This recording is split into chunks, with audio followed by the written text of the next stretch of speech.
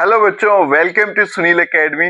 और आज की वीडियो बेटा हम करेंगे 3D चैप्टर से एक ऐसा क्वेश्चन जो बार बार बोर्ड एग्जाम में पूछा जाता है और अगर पूछा भी जाए तो लॉन्ग आंसर टाइम में पूछा जाता है। सॉल्व करना एकदम आसान है बेटा, छोटा सा कंसेप्ट इसमें इस्तेमाल होता है। वीडियो को एंड तक जरूर देखिएगा। अगर आप वीडियो देखते हो लाइक जरूर करिएगा, चैनल को लाइक सब्सक्राइब शेयर कमेंट जरूर करें। स्टार्ट करते हैं आज का वीडियो। क्वेश्चन क्या है बेटा? बड़ा फेमस क्वेश्चन है, फुट ऑफ परपेंडिकुलर।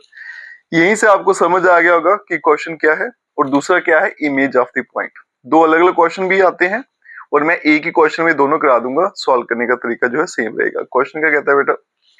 फाइंड करिए फुट ऑफ परपेंडिकुलर जो इस पॉइंट से इस लाइन पे ड्रॉ किया गया है। उसके बाद में इमेज भी फाइंड करनी है इस पॉइंट की। ठीक है, अलग अलग करके पूछ सकते हैं या फिर दोनों एक साथ भी पूछ सकते हैं आपको। तो यहां देखो बेटा, पहले एक डायग्राम बना लेंगे, रफ स्केच, वहां से थोड़ी आसानी रहेगी सॉल्व करने में। ये पॉइंट है, इसको P नाम दे लेते हैं, 1 2 और -3। ये परपेंडिकुलर, ठीक है। और लाइन की इक्वेशन क्या है? x + y/2। फिर यहां पे आ गया y -3 डिवाइडेड बाय -2 और यहाँ पे z/-1। ठीक है, इस पॉइंट का नाम Q दे देते हैं और ये पॉइंट मुझे फाइंड करना है। अब यहाँ देखो बेटा, मेरे पास जो लाइन है इनको नाम दे लेते हैं PQ और इसको A और B नाम दे लेते हैं। ठीक है, अब यहाँ देखो बेटा, ये लाइन जो है अगर आप ध्यान से देखो तो ये लाइन एक पॉइंट से पास कर रही है और जो लाइन एक पॉइंट से पास करती है उसकी इक्वेशन मुझे पता क्या होती है। ठीक है, ये वाली जो लाइन है ये मुझे दे रखी है, इसके जो नीचे वाले पॉइंट होते हैं वो क्या होते हैं? D ratios. अब यहाँ देखो बेटा, ये दोनों लाइन आपस में परपेंडिकुलर है, तो परपेंडिकुलर लाइन का कंसेप्ट याद रखिएगा, क्या होता है? A1 A2 plus B1 B2 plus C1 C2 is equals to 0। मुझे सिर्फ डी रेशियो से लेना देना है, एक ये और एक ये, इन दोनों के जो डी रेशियो हो गए उन्हीं से लेना देना है। बाकी मुझे इक्वेशन लाइन से कोई जहाँ पे मतलब नहीं है। अब यहाँ देखो बेटा, क्वेश्चन कैसे स्टार्ट करेंगे। ये मुझे इक्वेशन ऑफ लाइन दे रखी है, given equation of line is, क्या इक्वेशन दे रखी है? यहां लिखते हैं x प्लस, यहां पे 1 था मैंने y लिख दिया, इसको 1 कर लेना। ठीक है, x प्लस, यहां भी ठीक कर लेना, यहां पे 1 है, divided by 2 is equals to y -3 divided by -2 और यहाँ पे z/-1। अब अगर आप ध्यान से समझो इस लाइन को, ये डिवाइड हो रहा है, ये भी डिवाइड हो रहा है, ये भी डिवाइड हो रहा है और इनका आंसर क्या आ रहा है? सेम आ रहा है, मतलब इनका रेशियो जो है वो बराबर है। मैं मान लेता हूं कि जो सेम आंसर आ रहा है वो लैम्डा आ रहा है। ठीक है,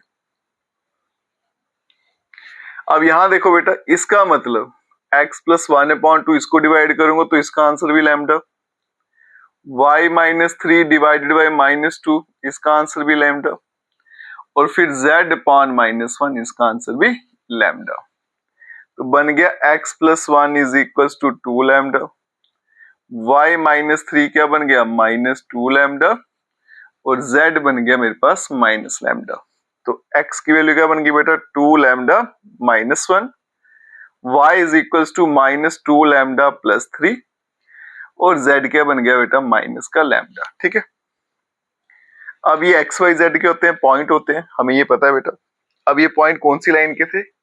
इस लाइन के, और ये लाइन कौन सी है? A B. मतलब इस लाइन के ऊपर अगर कोई भी पॉइंट है तो वो ऐसा होगा और क्यू पॉइंट भी इसी लाइन पे है, तो इसका मतलब क्यू के जो कोऑर्डिनेट है वो ये होंगे। ठीक है, देयरफॉर यहाँ पे ऐसे लिख लेते हैं, सिंस आपका जो पॉइंट है Q lies on line A B, लिख लो, जहाँ पूरी इक्वेशन लिख लो।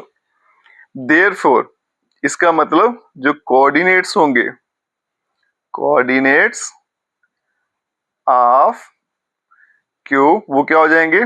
2 लैम्डा -1 -2 लैम्डा प्लस 3 और माइनस का लैम्डा।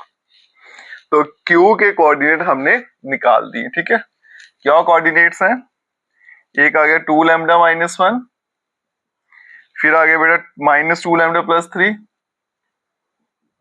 और कॉमा माइनस लैम्डा। क्यू के कोऑर्डिनेट्स आगे। अब यहां देखो बेटा, ये जो लाइन है पी क्यू, ये 2 पॉइंट से पास कर रही है, ठीक है। तो इसकी डी रेशियो कैसे निकालेंगे? जब भी कोई लाइन 2 पॉइंट से पास करती है तो डी रेशियो कैसे निकालते हैं बेटा? सिंपली सब्ट्रैक्ट करके। तो इसका मतलब मैं डी रेशियो जो है इसके निकाल सकता हूं, D ratios of line P Q क्या हो जाएंगे? दोनों को माइनस करूंगा तो क्या बनेगा? 2 लैम्डा, ये -1 और -1 -2, फिर आ गया -2 लैम्डा, बेटा प्लस 3 है, -2 करूंगा तो प्लस का 1, फिर आ गया माइनस लैम्डा प्लस 3। ये हो गया A1 B1 C1। इसी तरह से बेटा D ratios of line AB, तो AB के जो डी रेशियो क्या हो जाएंगे? नीचे वाले पॉइंट 2 -2 और -1। ये आ गया मेरे पास A2 B2 और C2, ठीक है। डी रेशियोज आगे बेटा, दोनों लाइंस क्या है? परपेंडिकुलर, तो कंडीशन लगाते हैं। तो यहां लिखेंगे बेटा सिंस ये जो PQ है परपेंडिकुलर है AB के, तो इसका मतलब अगर ये परपेंडिकुलर है तो डी रेशियो का प्रोडक्ट मतलब A1 A2 plus B1 B2 plus C1 C2, इसका आंसर क्या रहेगा? 0।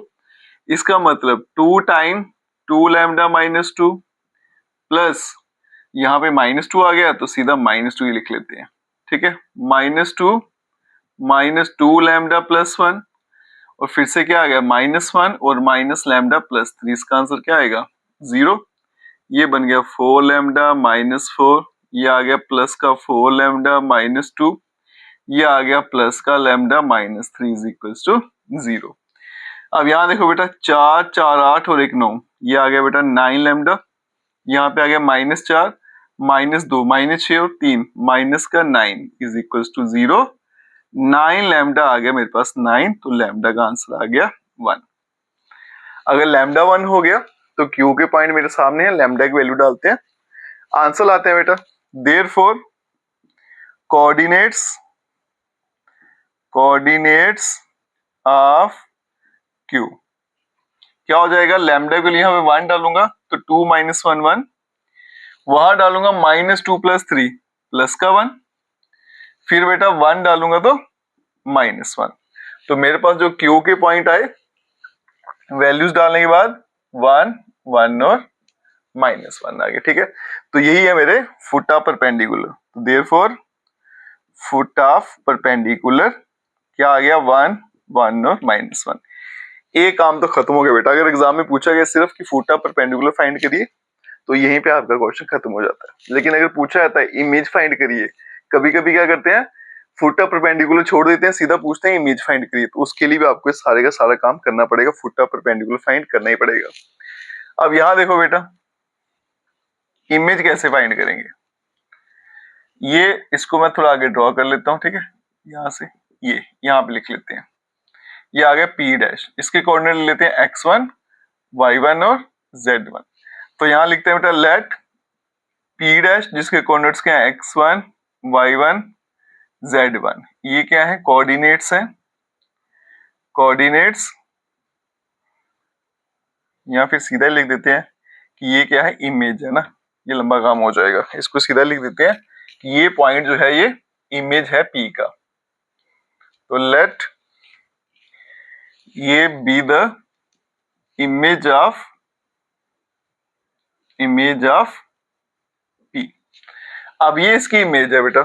अब यहां देखो, मान लो ये मिरर है, आप ये खड़े हो, ठीक है, तो आपकी इमेज यहाँ पे है।